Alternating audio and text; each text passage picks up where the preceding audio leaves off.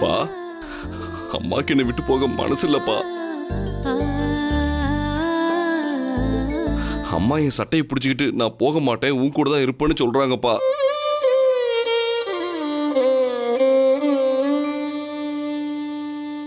அம்மா நம்ம கூடவே இருக்கட்டும்பா.